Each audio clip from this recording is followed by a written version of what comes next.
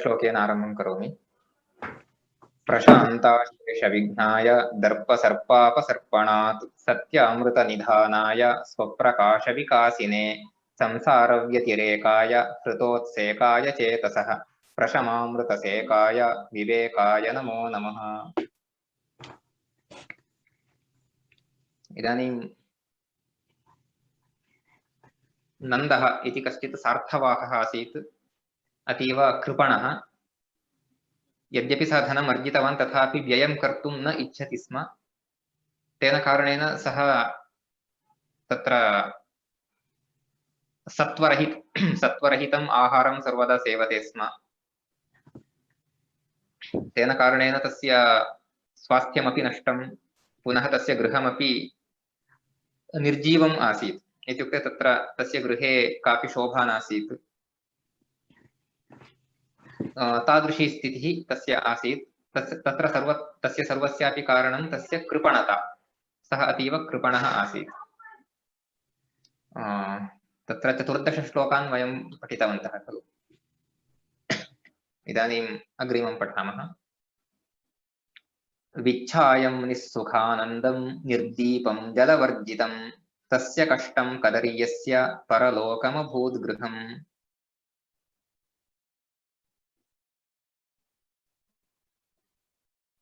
तस्य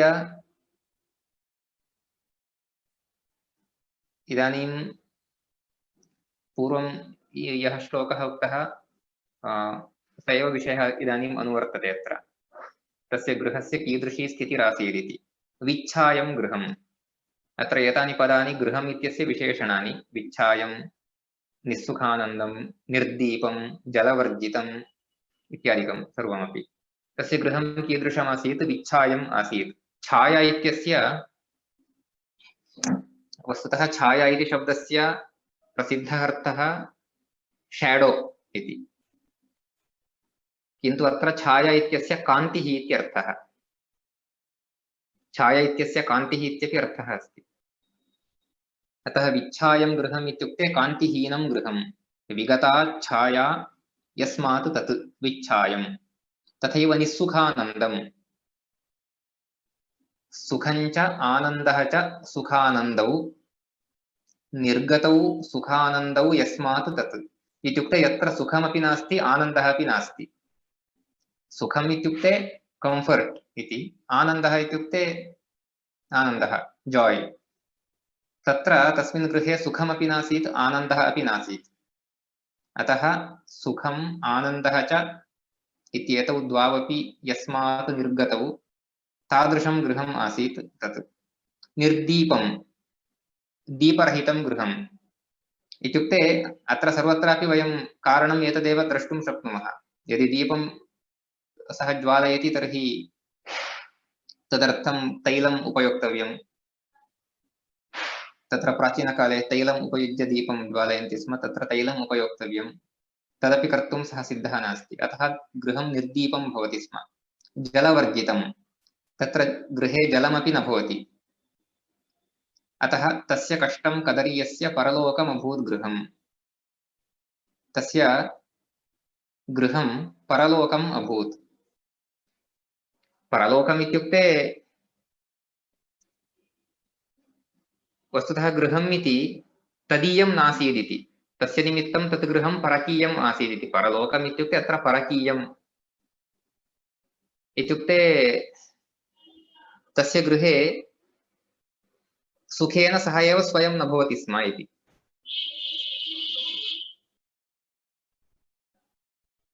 अतः कष्टम् इत्युक्ते अत्र कष्टमित्यपि तत्र गृहम् इत्यनेन सह अन्वयति। कष्टमिति शब्दस्य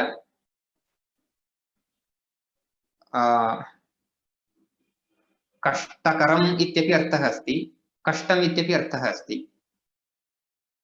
इदानीं मम किमपि कष्टं नास्ति इत्युक्ते मम कापि समस्या नास्ति इति। एतत् कार्यं कष्टम् इत्युक्ते कष्टकरम् इत्यर्थः। अतः अर्थद्वयेपि कष्टम् इति अस्ति। अत्र तु गृहं कष्टम् इत्युक्ते गृहं कष्टकरम् कष्टकरम् इत्युक्ते तत्र गृहं कष्टेन सहितम् आसीत् इति एवं तस्य गृहस्य स्थितिः आसीत्।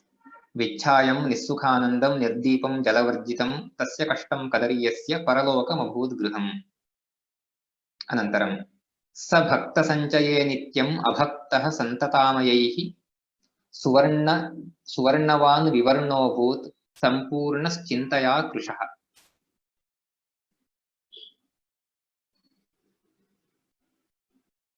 भक्तसञ्चये सः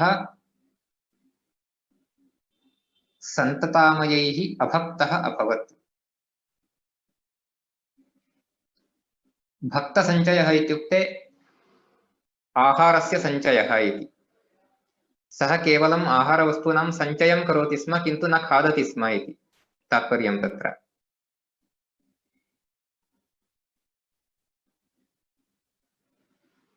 पुनः सन्तत आमयैः, सन्ततम् आमयैः, आमयम् इत्युक्ते रोगः इत्यर्थः, शारीरिकक्लेशः इति आमयम् इत्युक्ते। सन्ततम् आमयैः, सन्ततं शारीरिकक्लेशैः सः अभक्तः आसीत्। अभक्तः इत्युक्ते भक्तिरहितः इत्यर्थः स्वीकर्तुं शक्यते अत्र। इत्युक्ते तत्र भगवतः भक्तिं कर्तुं तस्य सामर्थ्यमपि नासीत्, तस्य तत्र इच्छा अपि नासीत् इति वक्तुं शक्यते। द्वितीयम् अभक्तः इत्युक्ते भक्तम् अस्ति चेदपि भक्तम् इति शब्दस्य यथा पूर्वम् अस्माभिः दृष्टम् आहारः इत्यर्थः। अभक्तः इत्युक्ते आहाररहितः इति। इत्युक्ते आहारस्य सञ्चयं सः करोति स्म किन्तु स्वयं सः अभक्तः भवति स्म। इत्युक्ते स्वयं सः आहाररहितः भवति स्म, इत्युक्ते आहारस्य सेवनं न करोति स्म इति एवमपि अर्थः स्वीकर्तुं शक्यते। अभक्तः इत्यस्य अन्योपि अर्थः स्वीकर्तुं शक्यते भक्तिरहितः इति। इत्युक्ते सः सर्वदापि रोगपीडितः भवति स्म इति कारणेन तस्य कदापि भक्तिः, भगवद्भक्तिः न भवति स्म, अथवा भगवती भक्तिं कर्तुमपि सः न शक्नोति स्म। अतः सः भक्तसञ्चये सन्ततम् आमयैः सन्ततामयैः नित्यम् अभक्तः भवति स्म। तथैव सुवर्णवान् विवर्णोऽभूत् सम्पूर्णश्चिन्तया कृशः। सुवर्णवान् अपि सः विवर्णः अभवत्। सुवर्णवान् इत्युक्ते तत्र तस्य भूरि सुवर्णं तस्य आसीत्, इत्युक्ते सुवर्णस्यापि सञ्चयं सः कृतवान्, किन्तु सः स्वयं विवर्णः भवति स्म। विवर्णः इत्युक्ते वर्णरहितः इत्युक्ते अतीव विवर्णः इति ज्ञायते खलु। तत्र किमपि शरीरस्य वर्णः एव नास्ति इत्युक्ते शरीरस्य किमपि तत्र कापि कान्तिरेव नास्ति इति। अतः सः स्वयं विवर्णः भवति स्म। यद्यपि सः सुवर्णवान् इत्युक्ते सुवर्णस्य सञ्चयं कृतवान्, किन्तु सः स्वयं विवर्णः इत्युक्ते वर्णरहितः, कान्तिरहितः भवति स्म। कथं? पुनः सम्पूर्णः चिन्तया कृशः। चिन्तया सम्पूर्णः सः कृशः आसीत्। चिन्तया सम्पूर्णः इत्युक्ते चिन्तया पूर्णः, चिन्तया युक्तः इति कारणेन सः कृशः भवति स्म। सभक्तसञ्चये नित्यम् अभक्तः सन्ततामयैः सुवर्णवान् विवर्णोऽभूत् सम्पूर्णश्चिन्तया कृशः। पुण्यप्राप्या मतिर्नाम धनर्धिरिव रूपिणी भार्याभूत् तदयोग्यस्य तस्य दैवविपर्ययात्।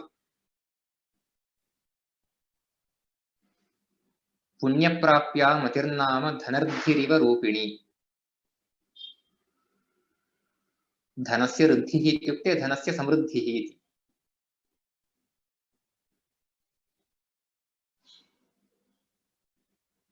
इत्युक्ते धनर्धि इत्युक्ते धनसमृद्धिः, धनसम्पत्तिः। यथा धनसम्पत्तिः पुण्येन प्राप्या भवति, तथा एषा रूपिणी अपि पुण्येन प्राप्या आसीत्। इत्युक्ते सा तादृशी आसीत् यस्याः इत्यर्थं केनचित् पुण्यं करणीयम् आसीत्। इत्युक्ते यः पुण्यं करोति तादृशेन एव प्राप्तुं शक्या सा। तादृशी काचित् मतिर्नाम, तस्याः नाम मतिः इति, तादृशी काचित् तस्य भार्या अभूत् इति अग्रे। इत्युक्ते यथा धनर्धिः पुण्यप्राप्या भवति तथैव एषा रूपिणी अपि पुण्यप्राप्या आसीत्। इत्युक्ते धनसमृद्धिः यथा पुण्येन सम्पादनीया भवति, इत्युक्ते पुण्यवशादेव प्राप्यते धनसम्पत्तिः, तद्वदेव एषा रूपिणी अपि पुण्यवशादेव प्राप्तुं शक्या आसीत्। तस्याः नाम मतिः इति, सा तस्य भार्या अभूत्। भार्याभूत् तदयोग्यस्य, तस्य दैव विपर्ययात्। अयोग्यस्य तस्य, तदयोग्यस्य तस्य इत्युक्ते तस्याः कृते सः अयोग्यः आसीत् इति। इत्युक्ते तस्याः कृते सः योग्यः नासीत्। तत् किमर्थमिति अग्रे उच्यते, कारणं किम् इति। अतः भार्याभूत् तदयोग्यस्य तस्य दैवविपर्ययात्। दैवविपर्ययात्, दैवविपर्ययः इत्युक्ते भाग्यविपर्ययः। दैवम् इत्युक्ते भाग्यम् इत्यर्थः। अत्र दैवम् इत्युक्ते देवः इति न, भाग्यम् इति। भाग्यविपर्ययात्, भाग्यस्य विकटत्वात् सा तस्य भार्या अभूत्। सदा प्रच्छाद्य सा भर्तुः चकारातिथि सत्क्रियां तेन व्यज विवादेषु शोषिता कलहाग्निना। इदानीं गृहे नित्यं कलहः आरब्धः। किमर्थं? सा अतिथिसत्कारं कर्तुम् इच्छति, एषा तत् कर्तुं न इच्छति। किमर्थम् इत्युक्ते एषा धनव्ययविषये अतीव चिन्तां करोति, सा तु अतिथिसत्कारं कर्तुम् इच्छति। अतः सा भर्तुः प्रच्छाद्य अतिथिसत्क्रियां चकार। भर्तुः प्रच्छाद्य इत्युक्ते भर्तुः इच्छायाः विरुद्धम् इति। अत्र प्रच्छाद्य इत्युक्ते तस्य इच्छायाः विरुद्धम् इत्यर्थः स्वीकरणीयः भवति अत्र सन्दर्भानुसारम्। अन्यथा प्रच्छादयति इति शब्दस्य आवृणोति इत्यर्थः भवति, किन्तु अत्र तादृशम् अर्थं वयं न पश्यामः। तस्य इच्छायाः विरुद्धम् इति, भर्तुः इच्छायाः विरुद्धम् इति एवम् अर्थः स्वीकर्तुं शक्यते। तथा सा अतिथिसत्क्रियां चकार, तेन व्ययविवादेषु शोषिता कलहाग्निना। एवं अतिथिसत्क्रिया कारणेन यः व्ययः जायते स्म तस्मिन् विषये विवादेषु, तस्मिन् विषये सर्वदा विवादः भवति स्म, सर्वदापि तत्र फैट् भवति स्म, विवादः कलहः भवति स्म। तेन कलहाग्निना सा शोषिता, सा सर्वदा पीडिता भवति स्म। सदा प्रच्छाद्य सा भर्तुः चकार अतिथिसत्क्रियां तेन व्ययविवादेषु शोषिता कलहाग्निना।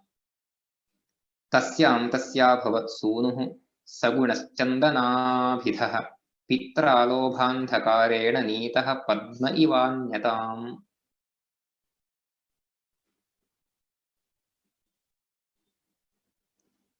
तस्यां तस्य अभवत् सूनुः, तस्यां सूनुः अभवत् इत्युक्ते तस्य नन्दस्य तस्यां मत्यां कश्चन पुत्रः जातः। सगुणः, सः वस्तुतः गुणवान् आसीत्। चन्दनाभिधः, चन्दनः इति तस्य अभिधा, इत्युक्ते तस्य नाम। चन्दनम् इति अभिधा यस्य सः चन्दनाभिधः, इत्युक्ते तस्य नाम चन्दनः इति आसीत्। सः गुणवान्। पित्रा लोभान्धकारेण नीतः पद्म इवान्यताम्, पद्मे अन्यताम् इव सः नीतः इति। अत्र पद्मे अन्यता इत्युक्ते पद्मं वस्तुतः यदा सूर्यस्य प्रकाशः भवति तदा पद्मं विकसति, यदा अन्धकारः भवति तदा पद्मं म्लानं भवति। एतस्य पुत्रस्यापि तादृशीं स्थितिं एषः आनीतवान् इति। अन्धकारेण पद्मस्य या अन्या स्थितिः भवति इत्युक्ते, अन्या स्थितिः इत्युक्ते तत्र पद्मम् अन्यतां याति इत्युक्ते पद्मं तत्र म्लानं भवति, तस्य पद्मस्य वास्तविकं स्वरूपं न दृश्यते यदा अन्धकारः भवति। इत्युक्ते वास्तविकं स्वरूपं नष्टं भवति।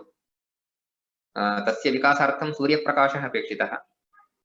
अन्धकारः अस्ति चेत् तत्र तस्य विकासः न भवति, प्रत्युत तस्य म्लानत्वं भवति, पद्मं म्लानं भवति। तद्वदेव लोभान्धकारेण एषः तादृशीमेव स्थितिं नीतः। इत्युक्ते तस्यापि तत्र विकासः न जातः इति। लोभान्धकारेण पिता एतस्य विकासम् अवरुद्धवान्, पुत्रस्य विकासम् अवरुद्धवान्। तस्याभवत् सूनुः सगुणश्चन्दनाभिधः पित्रा लोभान्धकारेण नीतः पद्म इवान्यताम्। अत्र पद्मे इव इति तथा करणीयम्, यतोहि पद्मः इव इति उक्तं चेत् सम्यक् न भवति, पद्मशब्दः नपुंसकलिङ्गे भवति। अतः पद्ममिव इति वक्तव्यमासीत् यदि प्रथमा विभक्तिः विवक्षिता। अतः अत्र पद्मे इव इत्यस्ति चेत् पद्म इव इति तत्र एकारस्य अयादेशः पुनः यकारस्य लोपः इत्येवं तत्र पद्म इव इति भवति तत्र। अनन्तरं कदाचित् स्वगृहद्वारि दृष्ट्वा लब्धान्नमर्थिनं चकारकलहं नन्दः पत्न्या शोणितपातनम्। कदाचित् स्वगृहद्वारि दृष्ट्वा लब्धान्नमर्थिनं, कदाचित् तस्य गृहस्य द्वारि, द्वारि इत्युक्ते द्वारे इति, द्वारि इति सप्तमी विभक्तौ एकवचनं। तत्र द्वारम् इति शब्दः, द्वारशब्दः अकारान्त नपुंसकलिङ्गशब्दः तु प्रसिद्धः।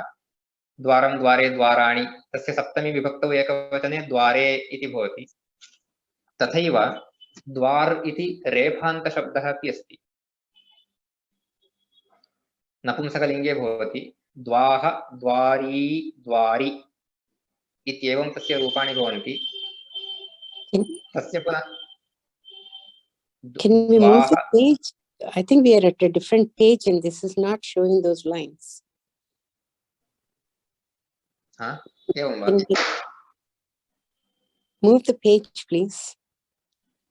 I just texted it. A little bit, raise the page. Yeah, move the page. Dhanyawad.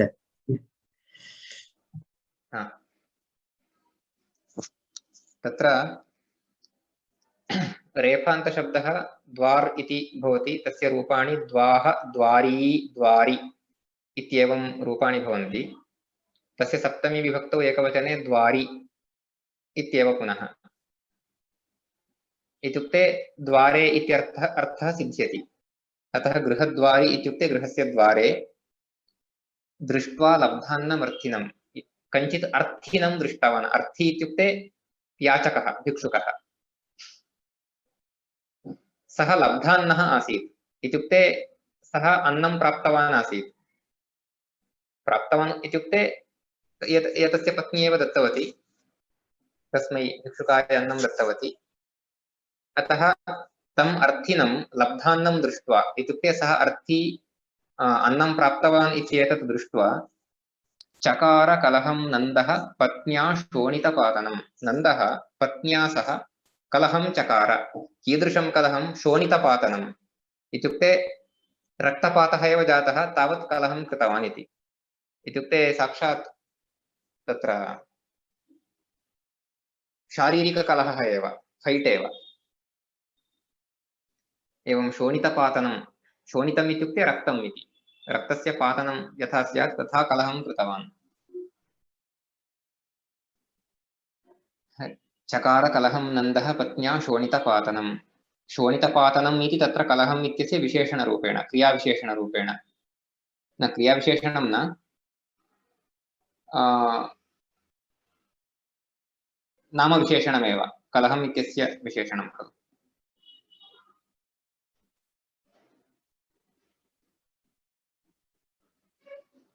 अनन्तरं सोवदत्कोपदष्टौष्ठः श्वसन् भार्यामधोमुखीं तत्स्पर्शपापं स्तनयोः क्षालयन्तीमिवाश्रुभिः।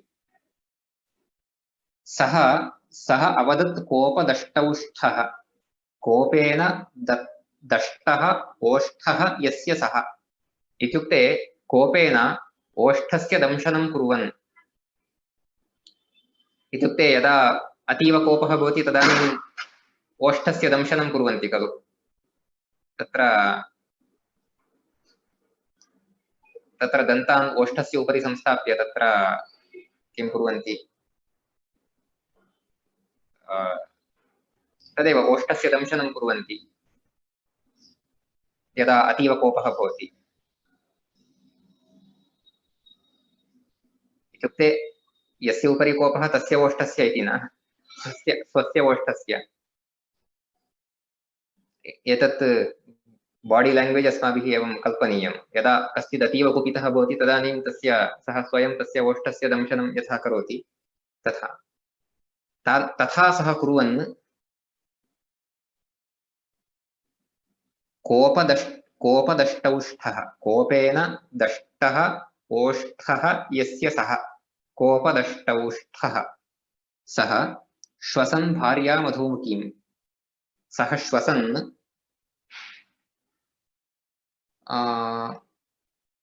अधोमुखीं भार्याम् अवदत् भार्या अधोमुखी स्थिता तां भार्याम् अवदत्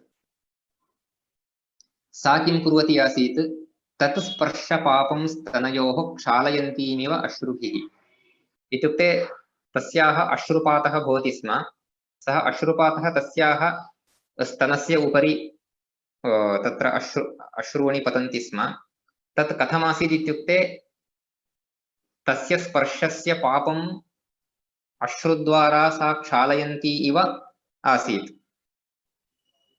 इत्युक्ते एवं सा अतीव दुःखिता आसीत् सा रुदन्ती आसीत् इति तत्र तात्पर्यम् तादृशीं तां सः अवदत् कोपेन सः वदति ताम् सोवदत् कोपदष्टौष्ठः श्वसन् भार्यामधोमुखीं तत्स्पर्शपापं स्तनयोः क्षालयन्तीमिवाश्रुभिः मम दास्यति को भिक्षां त्वत्पाणिक्षीणसम्पदः दारिद्र्यजननी यस्य स्थिता त्वं दुर्भगा गृहे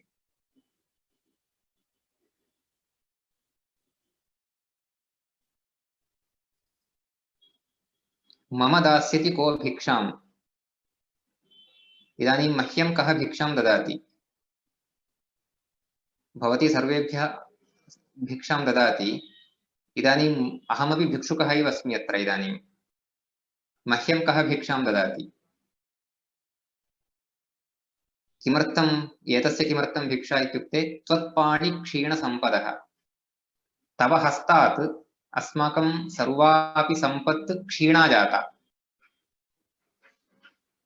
इत्युक्ते भवत्याः हस्तकारणेन भवत्याः हस्तेन मम सर्वाः अपि सम्पदः क्षीणाः अतः त्वत्पाणिना क्षीणा सम्पत् यस्य सः त्वत्पाणिक्षीणसम्पत् अत्र त्वत्पाणिक्षीणसम्पत् इति शब्दः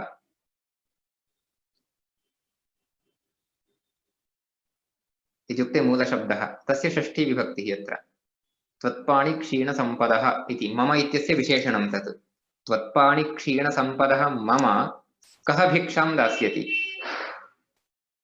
इदानीं भवत्याः कारणेन ममापि सर्वा सम्पत् नष्टा अस्ति मह्यं कः भिक्षां ददाति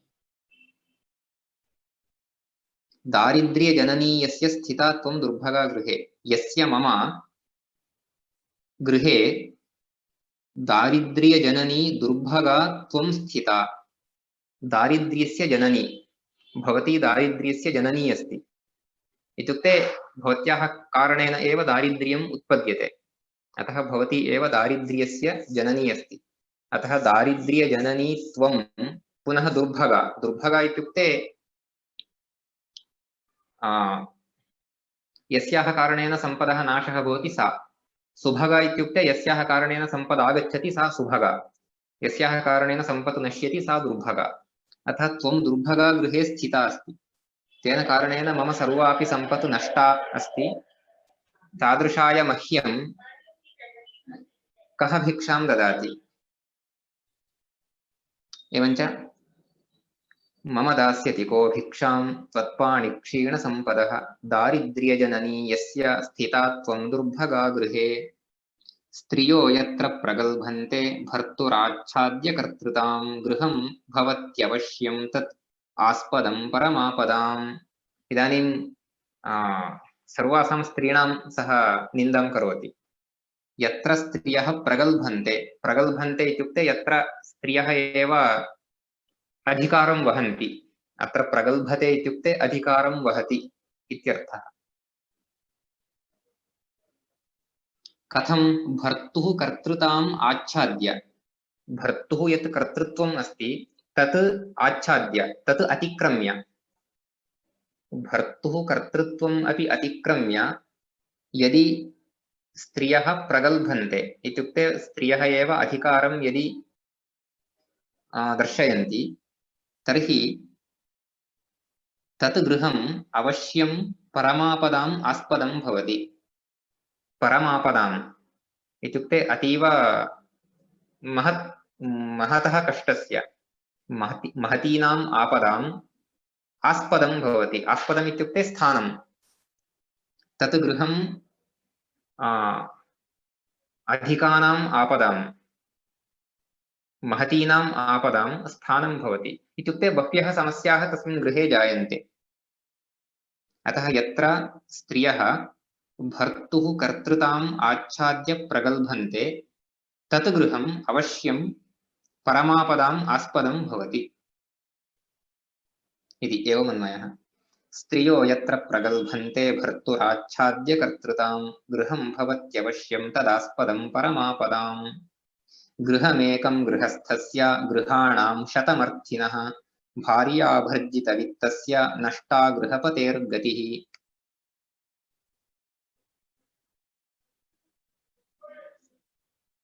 गृहमेकं गृहस्थस्य, गृहस्थस्य तु केवलम् गृहम् एकमेव भवति।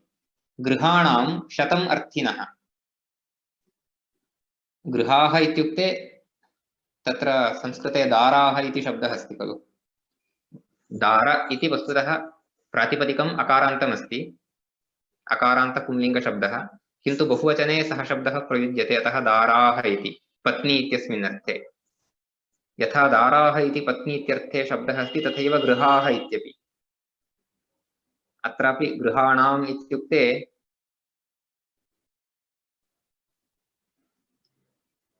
पत्न्याः इत्यर्थः।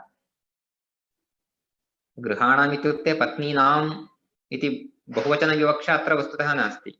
एकामेव पत्नीम् उद्दिश्य तत्र गृहाः इति बहुवचनप्रयोगः क्रियते, अतः गृहाणाम् इति। अतः गृहाणाम् इत्यस्य अत्र पत्न्याः इत्यर्थः। गृहाणां शतम् अर्थिनः इत्युक्ते, शतम् अर्थिनः इत्युक्ते शतं याचकाः, शतम् इत्युक्ते असङ्ख्याः इति। इत्युक्ते तस्य तत्र कोपस्य बीजं किम् इत्युक्ते गृहं सर्वम् एतेन गृहस्थेन द्रष्टव्यं, गृहस्य निर्वहणं गृहस्थेन करणीयं। गृहिणी किं करोति इत्युक्ते अर्थिनां सर्वेषां भिक्षुकाणां याचकानां सत्कारं करोति, सर्वमपि तेभ्यः प्रयच्छति। एतेन किं भवति? भार्याभर्जितवित्तस्य नष्टा गृहपतेर्गतिः। वित्तं सर्वमपि भार्यया भर्जितं भवति। भर्जयति इत्युक्ते वस्तुतः फ्रै करोति इत्यर्थः। फ्रै इति वदन्ति खलु आङ्ग्लभाषायां, भर्जयति इत्यस्य इत्युक्ते धनं सर्वं भार्या भर्जयति इति। तत्र एतत्तु एवं सामान्यरूपेण तत्र यदा संस्कृतं व्यवहारभाषा भवति तदानीम् एतादृशाः प्रयोगाः भवन्ति। वित्तं सः भर्जयति, सा वित्तं भर्जयति इत्युक्ते सर्वमपि सा नाशयति, समापयति इति। अतः भार्याभर्जितवित्तस्य गृहपतेः, यदि गृहपतिः भार्याभर्जितवित्तः भवति इत्युक्ते तस्य वित्तं सर्वमपि भार्यया भर्जितं यदि भवति तर्हि तस्य गतिः नष्टा इति। नष्टा गृहपतेर्गतिः। एतादृशस्य गृहपतेः भार्यया भर्जितं वित्तं यस्य सः भार्याभर्जितवित्तः तस्य भार्याभर्जितवित्तस्य गृहपतेः गतिः नष्टा इति। गृहमेकं गृहस्थस्य गृहाणां शतमर्थिनः भार्याभर्जितवित्तस्य नष्टा गृहपतेर्गतिः।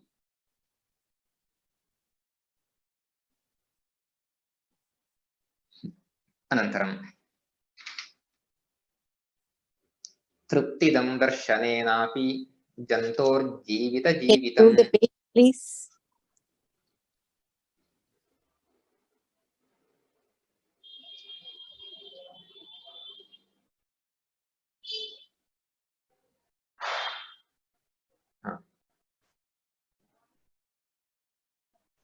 अस्तु महोदय। तृप्तिदं दर्शनेनापि जन्तोर्जीवितजीवितं द्रविणं ये न रक्षन्ति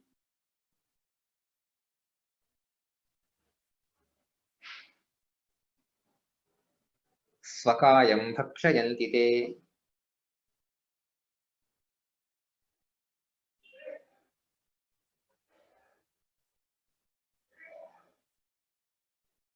तत्र ये न इति वस्तुतः पृथक् पृथक् करणीयम्, अन्यथा तत्र अन्वयः न भवति। तृप्तिदं दर्शनेनापि जन्तोर्जीवितजीवितम्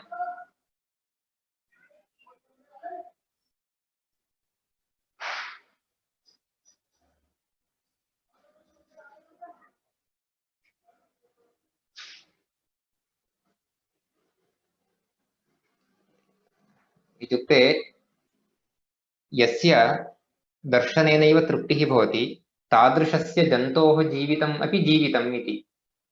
एवं तात्पर्यम् अत्र अस्माभिः स्वीकरणीयम्। इत्युक्ते कदाचित् जन्तवः अपि अतः जन्तोर्जीवितजीवितम् इत्यस्य जन्तोः जीवितस्य इव यस्य जीवितमस्ति तादृशः इति। किन्तु तदपेक्षया तत्र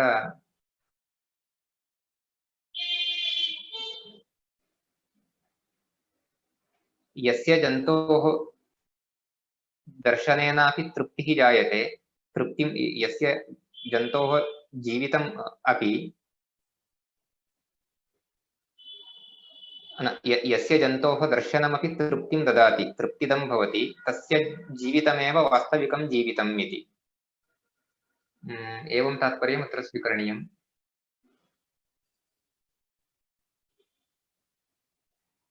द्रविणं ये न रक्षन्ति स्वकायं भक्षयन्ति ते। ये द्रविणं न रक्षन्ति इत्युक्ते ये धनं न रक्षन्ति ते स्वकायं भक्षयन्ति, स्वशरीरमेव ते भक्षयन्ति इत्युक्ते तेषां स्वशरीरमेव नष्टं भवति इति। इत्युक्ते तदपेक्षया जन्तूनामेव जीवितं वरम् इति एतत् तात्पर्यम् अत्र दृश्यते तस्मिन् श्लोके। द्रविणं न रक्षन्ति इत्युक्ते धनं न रक्षन्ति इत्युक्ते धनस्य सम्यक् विनियोगं न कुर्वन्ति इति। तत्रापि स एव अर्थः स्वीकरणीयः भवति। इत्युक्ते यः धनस्य रक्षणं सम्यक् न करोति, यः धनस्य सम्यक् विनियोगं न करोति, सः स्वस्य शरीरमेव भक्षयति। तदपेक्षया जन्तोः जीवितमेव वरम् इति एतत् तात्पर्यं प्रतीयते तस्य श्लोकस्य। तृप्तिदं दर्शनेनापि जन्तोर्जीवितजीवितम् द्रविणं ये न रक्षन्ति स्वकायं भक्षयन्ति ते। जीवन्नप्यक्रियो निःस्वः शवोऽप्यर्थेन सक्रियः दारिद्र्यं मरणं लोके धनमायुश्शरीरिणाम्।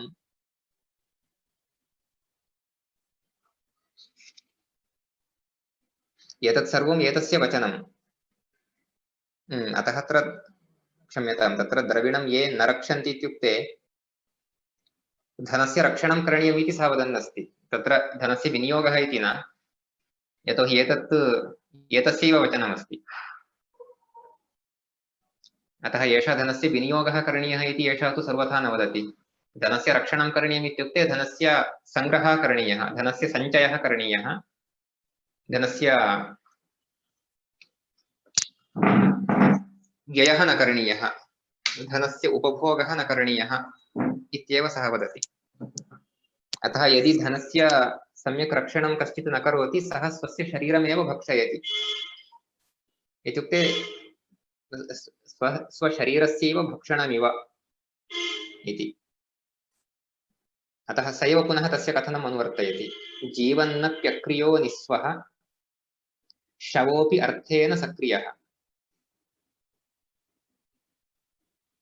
कश्चित् जीवन्नपि सः निःस्वः चेत् सः अक्रियः भवति। इत्युक्ते किमपि कर्तुं सः न शक्नोति इति। निःस्वः इत्युक्ते स्वरहितः इति। स्वम् इत्युक्ते धनम् इत्यर्थः अत्र। स्वम् इत्यस्य अत्र धनम् अथवा सम्पत् इति। यस्य स्वं नास्ति, यः निःस्वः अस्ति, सः जीवन्नपि अक्रियः। जीवन्नपि सः किमपि कर्तुं न शक्नोति। तथैव शवोऽपि अर्थेन सक्रियः। यदि अर्थः अस्ति, अर्थः इत्युक्ते पुनः धनम् इत्येव। यदि धनमस्ति तर्हि शवः अपि सक्रियः भवति। इत्युक्ते शवः अपि किमपि कर्तुं प्रभवति, शवः अपि किमपि कर्तुं शक्नोति यदि अर्थः अस्ति। अतः जीवन्नप्यक्रियो निःस्वः शवोऽप्यर्थेन सक्रियः दारिद्र्यं मरणं लोके धनमायुः शरीरिणाम्। दारिद्र्यं मरणं लोके धनम् आयुः शरीरिणाम्।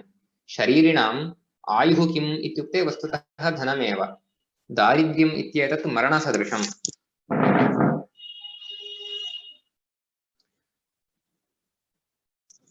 इत्युक्ते एषः यद्वदति तत् कदाचित् किञ्चित् भिन्नतात्पर्येण सम्यक् एव स्यात्, समीचीनमेव स्यात्, किन्तु अत्र तु एषः एतत् सर्वं किमर्थं वदति? धनस्य रक्षणार्थं वदति। इत्युक्ते सः धनस्य व्ययं कर्तुं न इच्छति, तदर्थं सः एतानि वचनानि वदति।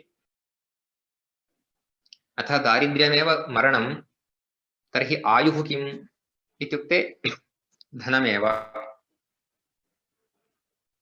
इति।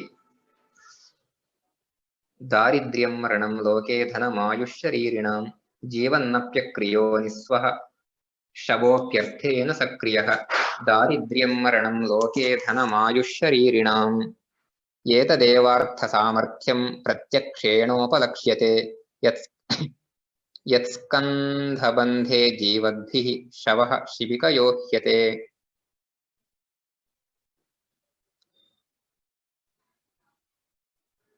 एतदेव अर्थसामर्थ्यं प्रत्यक्षेण उपलक्ष्यते।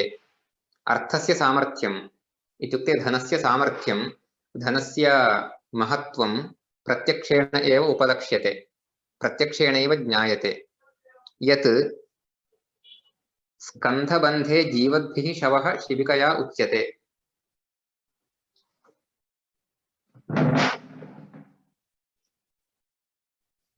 तत्र शिबिकाद्वारा शवस्य वहनं के कुर्वन्ति, तत् करणीयं चेदपि तत्र धनम् अपेक्षितम् इति।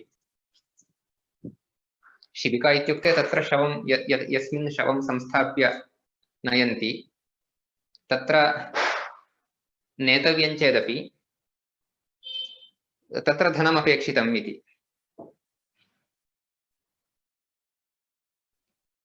एतदेव धनस्य महत्त्वं प्रत्यक्षेणैव उपलक्ष्यते। प्रत्यक्षमेव धनस्य महत्त्वम् एवं प्रतीयते इति। एतदेवार्थसामर्थ्यं प्रत्यक्षेणोपलक्ष्यते यत्स्कन्धबन्धे जीवद्भिः शवः शिबिकयोच्यते। प्रयच्छसि किमर्थिभ्यः त्वमन्नं क्लेशसञ्चितं दीयते यत्किल प्राप्त्यै तत्प्राप्तं किं न रक्ष्यते।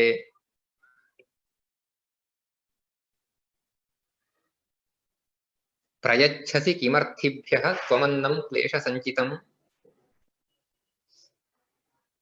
क्लेशसञ्चितम् अन्नम् अर्थिभ्यः किं प्रयच्छसि।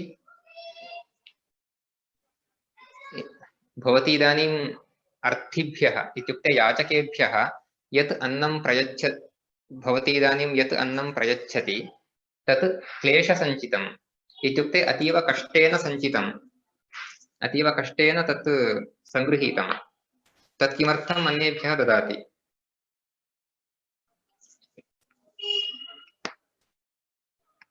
दीयते यत्किल प्राप्त्यै तत् प्राप्तं किं न रक्ष्यते। यत् प्राप्त्यै दीयते इत्युक्ते यत्किमपि अस्माभिः दातव्यं तत् ततः इतोप्यधिकं प्राप्तुमेव अस्माभिः दातव्यम्। इदानीम् अस्माभिः प्राप्तमस्ति, तथा प्राप्तं किमर्थं भवति न रक्षति इति। इत्युक्ते एषा किं वदति, यत्किञ्चित् अस्माभिः दीयते तत् इतोप्यधिकं प्राप्तुमेव अस्माभिः दीयते। इदानीम् अस्माभिः यत् धनं प्राप्तमस्ति तस्य तु रक्षणं करणीयं, प्राप्तस्य धनस्य रक्षणं किमर्थं न करोति। इत्युक्ते केवलं धनं प्राप्तं चेत् न पर्याप्तं, प्राप्तस्य धनस्य रक्षणमपि करणीयम् इति एतत् तात्पर्यमत्र। प्रयच्छसि किमर्थिभ्यः त्वमन्नं क्लेशसञ्चितं दीयते यत्किल प्राप्त्यै तत्प्राप्तं किं न रक्ष्यते। पुत्रदारादिसम्बन्धः पुंसां धननिबन्धनः क्षीणात् पुत्राः पलायन्ते दारा गच्छन्ति चान्यतः। पुत्रदारादिसम्बन्धः पुंसां धननिबन्धनः। पुंसाम् इत्युक्ते पुरुषाणां, तत्र पुंस् इति शब्दः पुमान् पुमांसौ पुमांसः तस्य षष्ठीविभक्तौ बहुवचनं। पुंसां पुत्रदारादिसम्बन्धः धननिबन्धनः अस्ति। धननिबन्धनः इत्युक्ते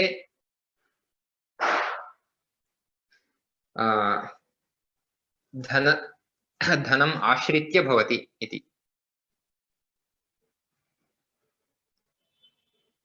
धनाश्रितः भवति।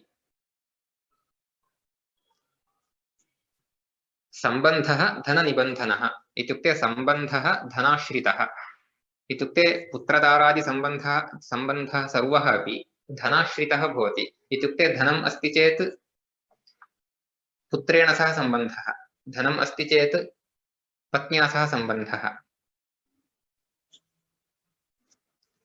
अतः क्षीणात् पुत्राः पलायन्ते। यदि धनेन क्षीणः भवति पतिः तर्हि पुत्राः तस्मात् पलायन्ते इत्युक्ते दूरं गच्छन्ति। दाराः गच्छन्ति च अन्यतः। दाराः इत्युक्ते पत्नी अपि अन्यतः गच्छन्ति। अन्यतः इत्युक्ते अन्यत्र इत्यर्थः। अत्र सप्तम्यर्थे तत्र तसिल् प्रत्ययः। सामान्यतः अन्यतः इत्युक्ते अन्यस्मात् प्रदेशात् इति एषः अर्थः भवति खलु। गृहतः, ग्रामतः, विद्यालयतः। तत्र तस्मात् इत्युक्ते पञ्चमी विभक्त्यर्थः विवक्षितः तत्र, किन्तु अत्र सप्तम्यर्थे। अतः अन्यतः गच्छति इत्युक्ते अन्यत्र गच्छति इत्युक्ते यदि धनं न भवति तर्हि पुत्राः अपि न तिष्ठन्ति, पत्नी अपि न तिष्ठति। Mahodaya, in the writing Dara, there is another writing on top of da. What is that? तत् संख्या लिखिता 3 इति संख्या लिखिता तत्र अधः तत्र फुट्नोट् दत्तं खलु। Oh, footnote. Okay. तदर्थं तत्र 3 इति संख्या लिखिता तावदेव। पत्न्यः. Oh, okay. Okay. Thank you. तत्र दाराः इति स्थाने पत्न्यः इत्यपि पाठान्तरम् अस्ति। Right.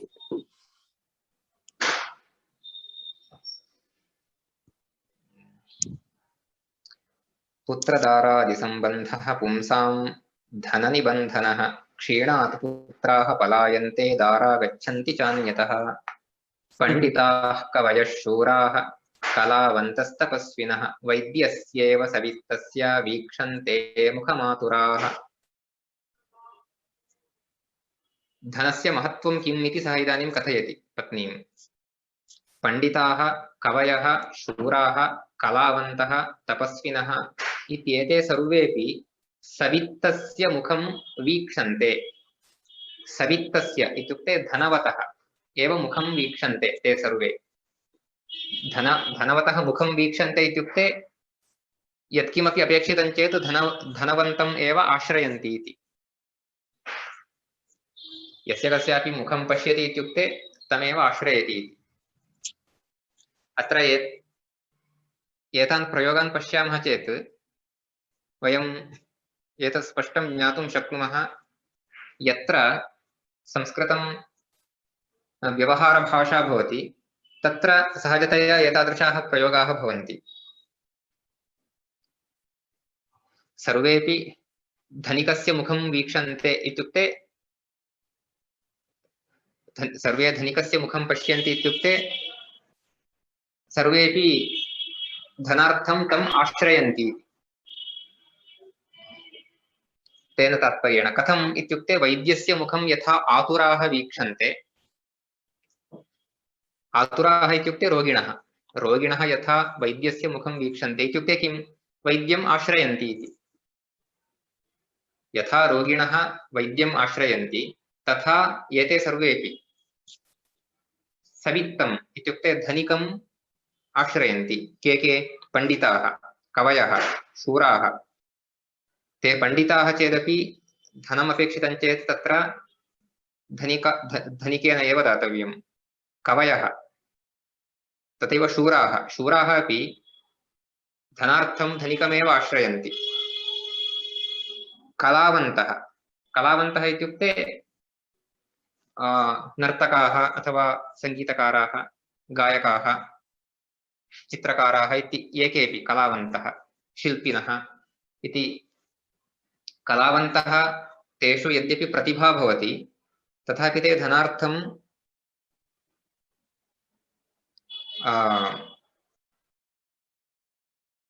धनिकमेव आश्रयन्ति तथा तपस्विनः अपि यदि धनम् अपेक्षितं तर्हि धनिकमेव आश्रयन्ति तेषां तपोबलं स्यात् तथापि धनम् अपेक्षितं चेत् तत्र धनिकेनैव दातव्यं धनिकेनैव साहाय्यं करणीयम् इति एतेन धनस्य महत्त्वं सः वदति पण्डिताः कवयः शूराः कलावन्तस्तपस्विनः वैद्यस्यैव सवित्तस्य वीक्षन्ते मुखमातुराः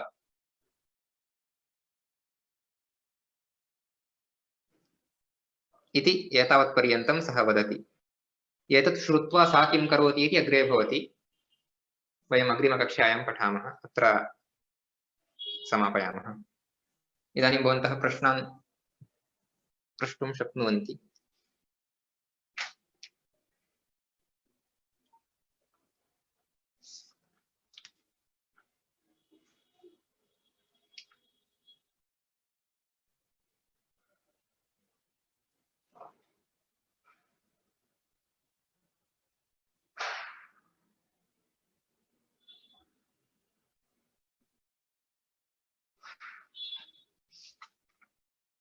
So Mahodaya, so Panditaha, Kavayaha, Shuraha, Kalavantaha, Tapasvinaha, all of them want money. Is that what that means? इत्युक्ते ते सर्वेपि धनम् आवश्यकं चेत् धनम् इच्छन्ति चेत् अथवा धनस्य अपेक्षा तेषाम् अस्ति चेत् ते धनिकम् एव आश्रयन्ति इति they depend upon rich person. Okay, right. But they are not, the Tapisvanaha and all are not supposed to be wanting money, right? के न इत्युक्ते Tapasvinah तदेव and तदेव tapasvinah.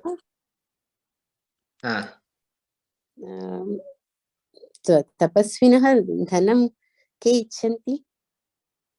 न न न धनम् इच्छन्ति इत्येव न धनस्य आवश्यकता तेषां भवति चेदिति अत्र एवं तात्पर्यं स्वीकरणीयम् Okay.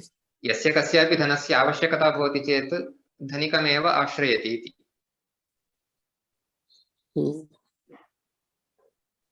Okay. Okay, धन्यवाद महोदय 17 श्लोकं पुनः एकवारं विवृणोति वा कृपया 17 पुण्यप्राप्या मतिर्नाम अनन्तरं धनुर्धरि तत् किं तत्पदं सम्यक् न अवगम्यते धनर्धिः तत्र ऋद्धिः इति पदं पृथक् पदं ऋद्धिः इति ऋद्धिः इत्युक्ते समृद्धिः इत्यर्थः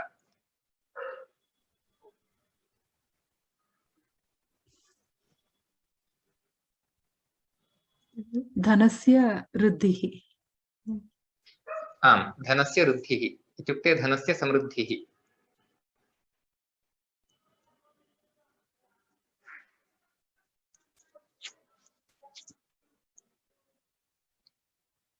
तत्र किं गुणसन्धिः धन वृद्धिः धनर्धिः इति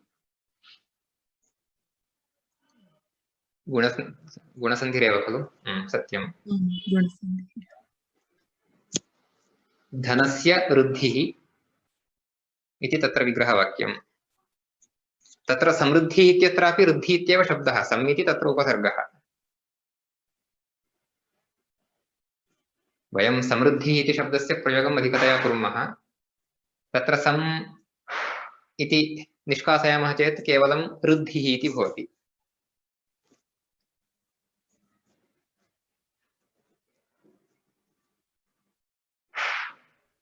अनन्तरं गृहाः इति पुल्लिङ्गशब्दः वा स्त्रीलिङ्गः वा पुंलिङ्गशब्दः पुल्लिङ्गशब्दः यथा दाराः इति पुंलिङ्गे बहुवचने प्रयुज्यते तथैव गृहाः इत्यपि पुंलिङ्गे बहुवचने अस्तु महोदय धन्यवादः महोदय किन्तु अतः अत्र अर्धं वैफ् इति वदामः सत्यं सत्यं अत्र गृहाः इत्युक्ते पत्नी इत्येव अर्थः गृहस्थस्य गृहमेकम् अत्र गृहस्थस्य प्रथमा विभक्तौ किं भवति महोदय गृहस्थः इति गृहस्थः इति प्रथमा विभक्तिः तदपि पुल्लिङ्गशब्दं वा सः तु पुंलिङ्गशब्दः एव गृहस्थः इत्युक्ते यः गृहस्य स्वामी अस्ति सः गृहस्थः पुरुषः भवति खलु अतः तत्र तु सः शब्दः पुंलिङ्गे एव भवति तत्र विशेषः कोऽपि नास्ति किन्तु गृहाः इति शब्दः यद्यपि पत्नीम् उद्दिश्य भवति तथापि पुंलिङ्गे भवति तत्र केवलं विशेषः गृहस्थः इति तु पुरुषः एव भवति अतः तत्र गृहस्थ इति शब्दः सहजतया पुंलिङ्गे भवति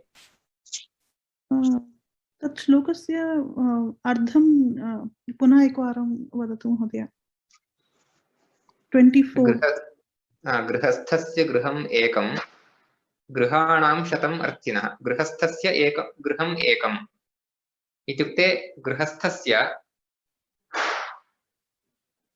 गृहम् एकमेव भवति इति गृहम् एकमेव भवति इत्युक्ते गृहस्थस्य गृहस्य उत्तरदायित्वं भवति गृहस्य रेस्पान्सिबिलिटी तस्य भवति गृहस्थस्य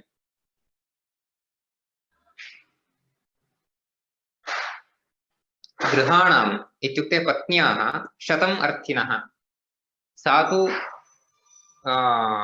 तत्र असङ्ख्यानां याचकानां सत्कारं करोति इति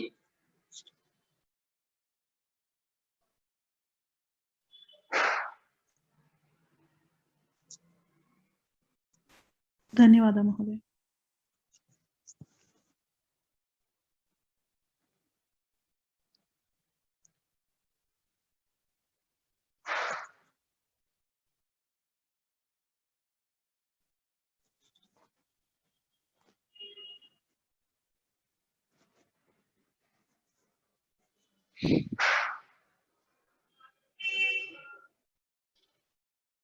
अन्यत्?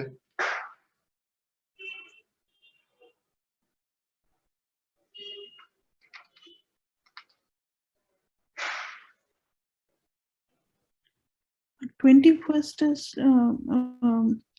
स्टान्जा मध्ये श्वसन् इति श्वसन् भार्या मधुमुखी इति श्वसन् भार्याम् अधोमुखीम् इति। श्वसन् अर्थः कः महोदय? श्वसन् इत्युक्ते श्वासोच्छ्वासं कुर्वन्, ब्रीदिङ्ग् इति। श्वसिति इत्युक्ते ब्रीत् इति। श्वसन् इत्युक्ते ब्रीदिङ्ग् इति। ब्रीदिङ्ग् इत्युक्ते तत्र अतीव वेगेन इत्युक्ते यदा कोपः भवति तदा भवति खलु, तथा वेगेन श्वसन् इति। आम्, धन्यवादः।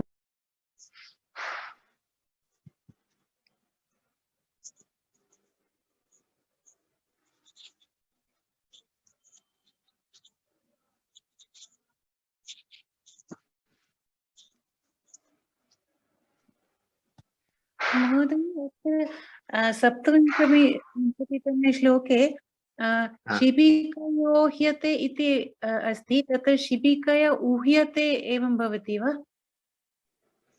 शिबिकया उह्यते, आम्, उह्यते इति भवति, सत्यं। वहति इत्यस्य कर्मणि रूपम् उह्यते इति।